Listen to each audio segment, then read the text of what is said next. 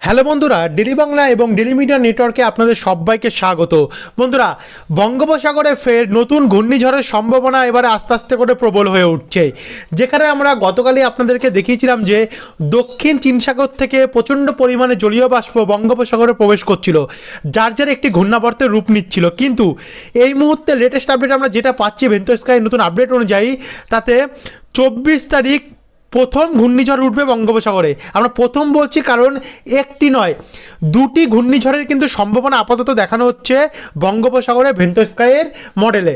দেখাবো আপনাদেরকে এই দুটি ঘূর্ণিঝড় কোথায় গিয়ে আছড়ে পড়তে পারে, বাংলার দিকে কতটা প্রভাব পড়তে পারে এই দুটো সাইক্লোন। আপনাদেরকে তো এইটা সবার প্রথমে দেখাচ্ছি, দেখুন এটা তো দেখাচ্ছি।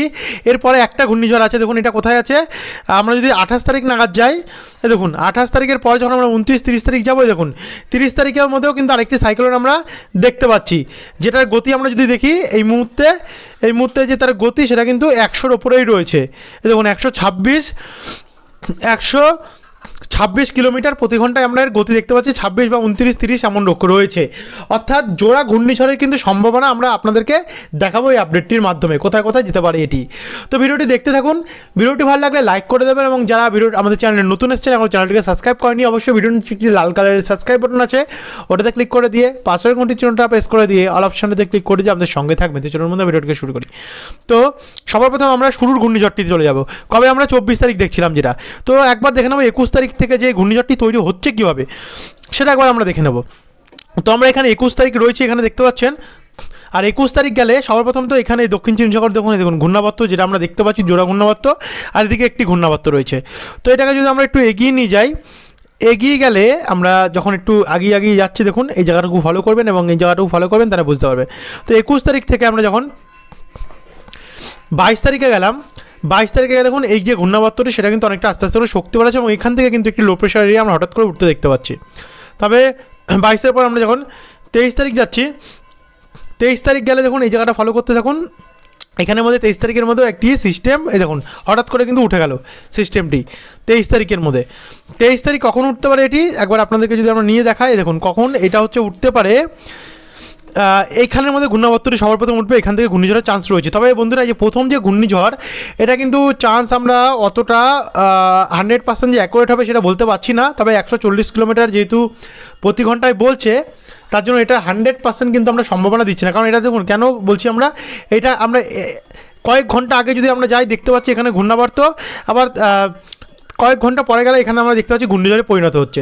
অর্থাৎ ঘূর্ণিঝড় কিন্তু এইটুকখানি সময়ের মধ্যে তৈরি হয় না, তার জন্য কিন্তু আমরা এটাকে 100% কোনো গ্যারান্টি দিতে পারছি না প্রথমটা। তবে যদি প্রকৃতির ব্যাপারে কেউ জানে না, হয়ে গেলে হয়েও যেতে পারে, তো আমরা চোখ রাখবো, দেখে নেবো যে বিকালেও হয় কিনা, এর সম্ভাবনার কিছু আছে কিনা।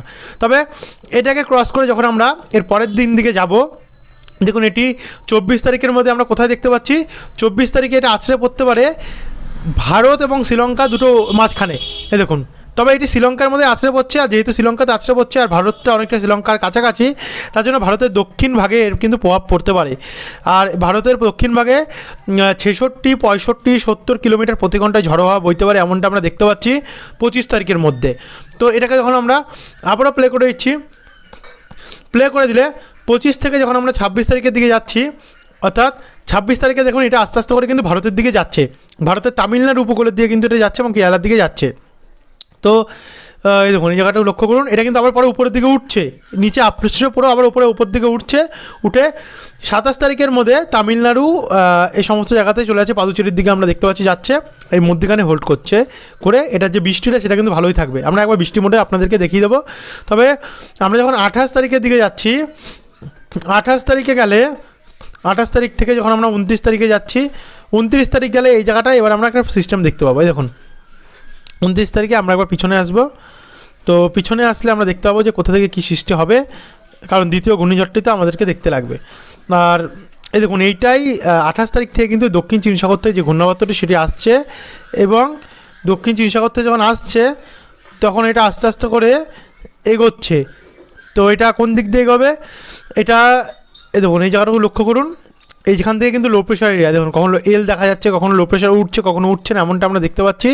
আর 28 তারিখের পর থেকে আমরা যখন 29 তারিখের দিকে যাচ্ছি, তাতে আমরা ৭৭ বা ৭৬ কিলোমিটার প্রতি ঘন্টায় উঠতে দেখতে পাচ্ছি এই ঘূর্ণিঝড়।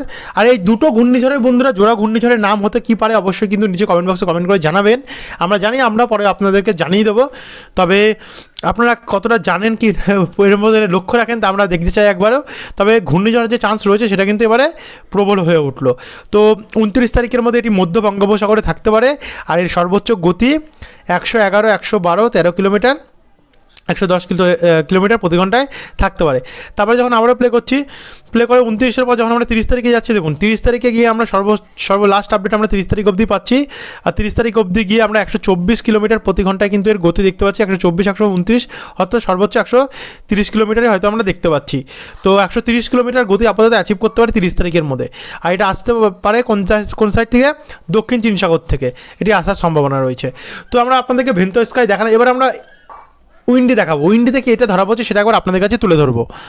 তো বন্ধুরা আমরা এখানে চলে আসলাম উইন্ডিতে। বন্ধুরা ভেন্তো স্কাই উইন্ডির আপডেট কিন্তু একদম মিলে যাচ্ছে। 21 তারিখ বৃহস্পতিবার বঙ্গোপসাগরে ভেন্তো স্কাই উইন্ডি জিএফএস মডেল অনুযায়ী তাতে ঘূর্ণিঝড়ই শো করছে। বৃহস্পতিবার 21 তারিখের পর আমরা যখন 22 তারিখ শুক্রবারে যাচ্ছি, শুক্রবারে গেলে কিন্তু আমরা দেখতে পাচ্ছি দেখুন ঘূর্ণিঝড় তৈরি হচ্ছে। অর্থাৎ এবারে ঘূর্ণিঝড়ের সম্ভাবনা কিন্তু প্রবল উঠছে। ডিসেম্বরের শেষের দিকে নতুন জোড়া ঘূর্ণিঝড়ের কিন্তু সম্ভাবনা হচ্ছে, এটা কিন্তু আমরা দেখতে পাচ্ছি। তো 22 তারিখ থেকে যখন আমরা 23 তারিখে যাচ্ছি, দেখুন 23 তারিখের যে সর্বোচ্চ গতি সেটা কিন্তু 80 কিলোমিটার বা 78 কিলোমিটার, 88 কিলোমিটার কিন্তু আমরা কোথাও 78 কিলোমিটার দেখতে পাচ্ছি। তো সেখান থেকে আমরা যদি দেখুন এখানে কিন্তু 23 তারিখের পর থেকে আরেকটি নতুন ঘূর্ণাবর্ত উঠছে। অর্থাৎ জোড়া যে ঘূর্ণিঝড়ের সম্ভাবনা রয়েছে সেটা কিন্তু আস্তে আস্তে করে সঠিকের দিকেই এগোচ্ছে। তবে এটাকে যদি আমরা আরেকটু এগিয়ে নিয়ে যাই, আরেকটু এগিয়ে নিয়ে গেলে দেখুন এটাই এগোনো শুরু করছে। এগিয়ে এর যে গতি সেটা 90 কিলোমিটার প্রতি ঘন্টায় উঠে যাচ্ছে। একবার যদি আমরা এটাকে বায়ু মোডে দেখি তাহলে কত থাকবে? বায়ু মোড বলছে 63 বা 60, 63, 61 কিলোমিটার উঠছে। অর্থাৎ তখনও কিন্তু ঘূর্ণিঝড়ের চান্সটা আমরা দেখতে পাচ্ছি একটু কম রয়েছে, তখন কিন্তু ঘূর্ণিঝড়ের রূপ নেয়নি। একবার আমরা আবার চলে যাব বায়ুর ঝাপটা মোডে গিয়ে যদি আমরা আরেকটু এগিয়ে যাই, আরেকটু এগিয়ে গেলে দেখুন এটা কিন্তু আরেকটু শক্তি বাড়াচ্ছে। শক্তি বাড়ির সর্বোচ্চ কত উঠছে? শক্তি বাড়ির সর্বোচ্চ 92 উঠছে, অর্থাৎ 92-এর মধ্যে থাকতে পারে। তারপর আরেকটু যদি এগিয়ে গেলে দেখুন একটা শক্তিশালী ঘূর্ণিঝড়ের রূপে পরিণত হয়ে যাচ্ছে। কবে এটি 130 কিলোমিটার প্রতি ঘন্টায় উঠছে, যেটা আমরা আপনাদেরকে শুরুতেই বললাম ভেন্তো স্কাইয়ে। তো উইন্ডিও সেই মতনই কিন্তু এগোচ্ছে। এবার যদি বায়ু মোড আমরা দেখি তাহলে কিন্তু বায়ু মোডেও বলছে যে 98 থেকে 99, অর্থাৎ 100 কিলোমিটার সর্বোচ্চ বায়ু মোডে শুধু উঠতে পারে। তার মানে উইন্ডিও বলছে যে ডিসেম্বরের শেষে জোড়া ঘূর্ণিঝড়ের সম্ভাবনা আস্তে আস্তে করে প্রবল হয়ে উঠবে। তো তারপরে আমরা যদি আগিয়ে গেলে দেখুন এটি বায়ু মোডেই আমরা রয়েছে, আর বায়ু মোডেই কিন্তু এতটা শক্তি রয়েছে।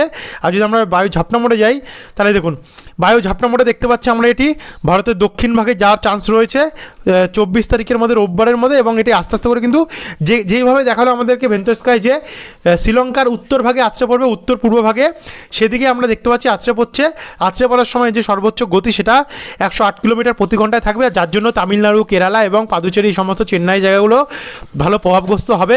যদি আপনাদেরকে বজ্রবিদ্যুৎ মোডে দেখাই তাহলে কিন্তু ভালো বৃষ্টির সম্ভাবনা কিন্তু থাকতে পারে এই সমস্ত জায়গাগুলিতে।